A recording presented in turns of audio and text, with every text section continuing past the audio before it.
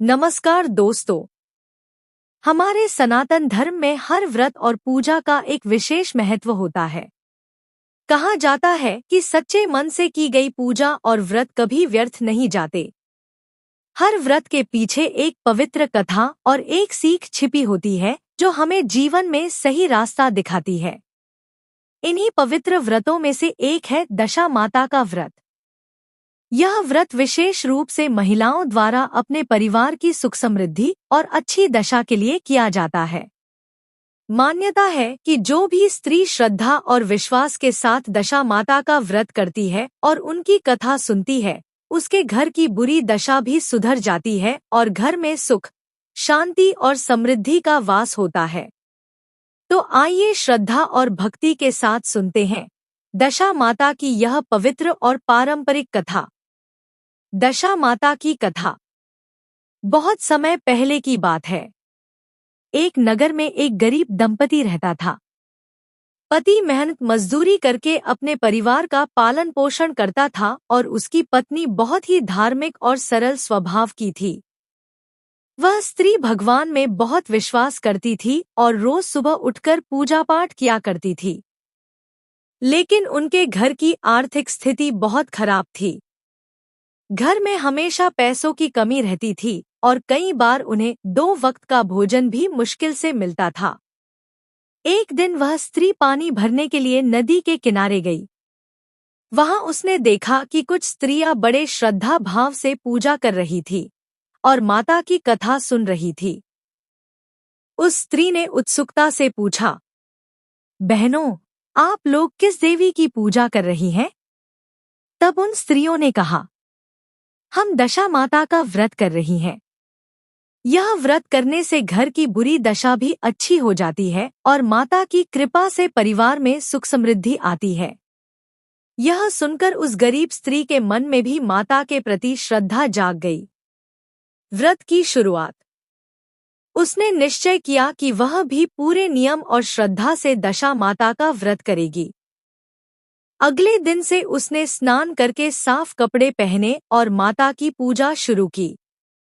वह रोज माता के सामने दीपक जलाती, धूप अर्पित करती और सच्चे मन से प्रार्थना करती। वह माता से यही प्रार्थना करती कि उसके परिवार की बुरी दशा सुधर जाए और उसके घर में सुख शांति आ जाए। धीरे धीरे माता की कृपा से उसके जीवन में बदलाव आने लगा। कुछ समय बाद उसके पति को अच्छा काम मिलने लगा और घर की आर्थिक स्थिति भी सुधरने लगी। घर में खुशियां आने लगी और परिवार पहले से ज्यादा सुखी रहने लगा। अब उस स्त्री का विश्वास और भी मजबूत हो गया। वह रोज माता की पूजा करती और उनकी कथा सुनती। लेकिन कहते हैं कि जब किसी के जीवन में सुख आता है तो कभी-कभी दूसरों को ईर्ष्या होने लगती है। उसकी पड़ोसन को यह सब देखकर बहुत जलन होने लगी। एक दिन उसने उस स्त्री से पूछा, तुम्हारे घर में अचानक इतना सुख कैसे आ गया? तब उस स्त्री ने सरलता से बताया कि यह सब दशा माता की कृपा से हुआ है और वह उनका व्रत करती है। यह सुनकर पड़ोसन ने उसे बहकाने की कोशिश की।